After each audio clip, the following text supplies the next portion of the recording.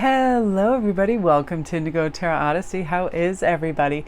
And I'm using my gorgeous Miss of Avalon Oracle today. I just love this so much. I find it so beautiful. I'm going to make sure the lighting is really nice for it because it's really heavenly. And I especially love Morgan Le Fay, that card with, just the beautiful peaceful artwork. It's so wonderful. So let's talk about this. Morgan Le Fay in prophecy. I feel like this is what is coming for you is filled with vitality and fertility and growth, and maybe a fantasy that's always been just on the edge is suddenly coming into view. It is a real possibility.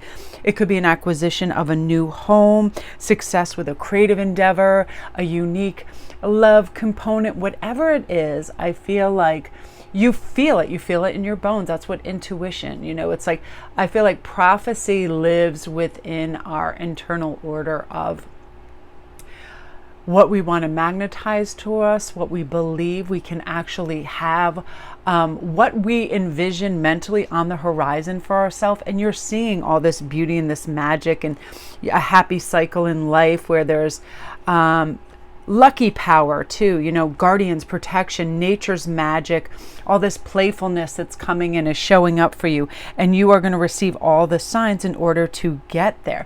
The signs are going to be really favorable, and you're going to be like, wow. So for a lot of you guys, I am envisioning, of course, when I woke up, I had a turkey, I had Merlin, my crow, and a whole bunch of stuff outside.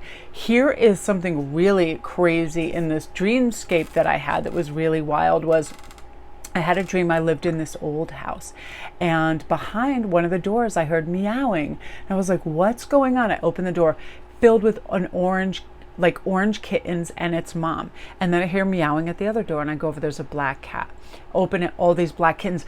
My first instinct is, yeehaw, I have all the cats. I'm so excited. What am I going to do? But then my second thought was, hey, this isn't my house, and I don't know if there's food in here to provide for all these kittens. And I feel like they were multiplying somehow, like in my dream, they were kind of multiplying. And I thought, oh Lord, how am I going to be able to feed all these animals and take care of them? And I was like, so I was like kind of wigging out with that. And also just, it was like a little spooky, weird and fun. But I feel like cats are good luck, and they do portend playfulness for me, and creativity and silliness, because cats, when they can't be bothered with something, they just meander off and they plop in the sun and they warm their backs and their bellies in the sun, right? They're like, I'm over this, don't touch me, don't talk to me. Or when they want affection, they come to you. They're very kind of like, they're harmless in a very self-serving way. Like, I don't want this, but I want this.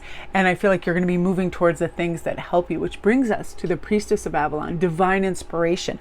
A lot of you beautiful creatives are now understanding like your soul needs. You're seeing yourself as a beautiful, just wishing well, where you can drop that coin in. What do I want to create today? What do I think would be sheer magic? What would interest me? What would make me feel good about how I'm spending my time? I know yesterday it was so hot out, and I said, well, how about instead of running around and, doing things that you are habitually have been doing, you organize your beads and you start to look at your cards and you start to place things where you want it to be and get things organized. So I began to do that, and now I feel 100% better about my creative endeavors because things are organized. I feel like it's like that shiny new veneer on something, like, oh my gosh, like I can see my reflection. I'm so excited about this.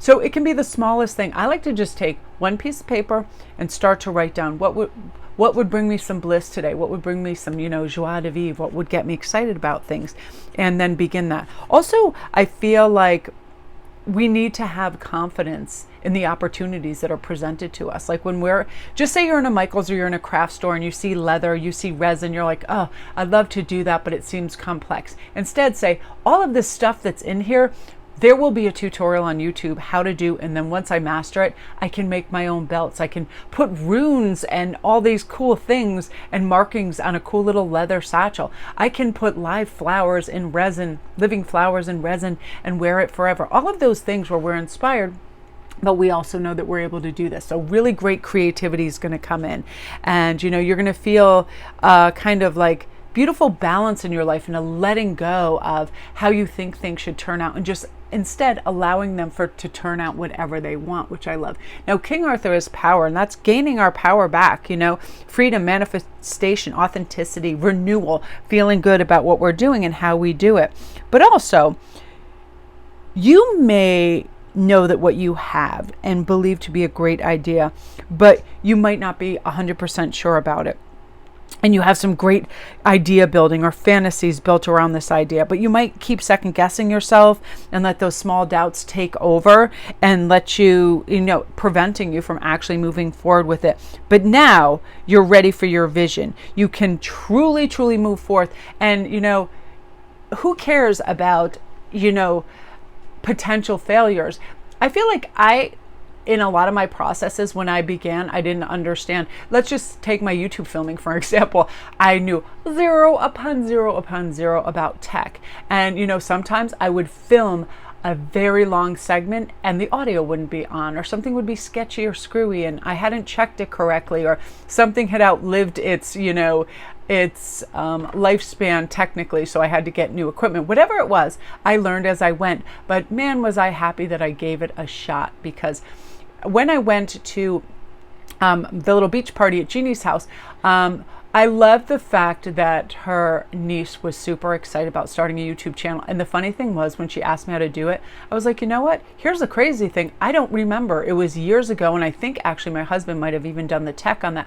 I know how to upload. I know how to film. I know how to add things. I know how to, iMovie it, but I do not know like that. Just the beginning thing of that. But I said, guess what? I bet there is a YouTube channel on how to start a YouTube channel. You know what I mean? There's so much out there that can connect us to our power and our strength and help us with this. Now you stand a chance for success, because you're going to believe in yourself and you're going to have that confidence and know that, you know what, when we back ourselves, we get the self-knowledge we need to succeed in a way that a lot of magic is brought in, because creativity is unique and individualistic. It's not meant to look like everybody else's. It's not meant to be everybody else's thing. I'll give you an example. This necklace in the background, this rose quartz necklace that I made. At first I love really well carved stones that are really shiny. And I thought, when I was doing it, I was like, I almost wanted it to look like a museum piece, like something in the day. And then I was like, okay, now I want it a little more boho and a little more chic, but it could, a little elegance. And the cool thing is, I strand things and I don't put the fastens on them right away. So if I ever want to, because when you get really good, coated bead wire, it can get expensive if you just keep using it and tossing it. So I leave it open-ended so I can add other things if I want. So remind yourself of that. Everything, you don't have to go from start to finished product. You can just test and try and go as you want. And just remember, keep your equilibrium about you.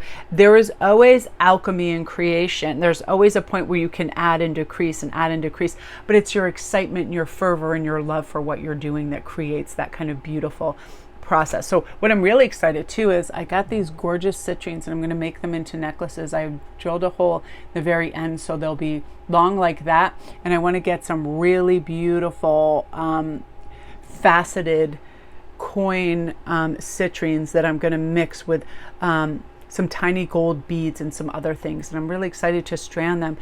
And I decided I'm going to slow my day down. It's so hot out. I get to be creative. I get to breathe. I get to rest. And I get to get excited about the next project. And that's what you're going to be feeling. And the combination of these cards are just wunderbar.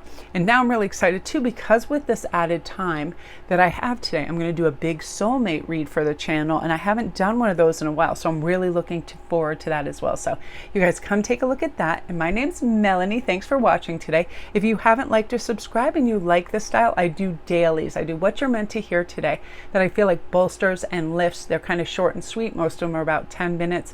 And I want to thank all you guys for your beautiful comments and supporting me over the years. You guys are the absolute best. So love and light.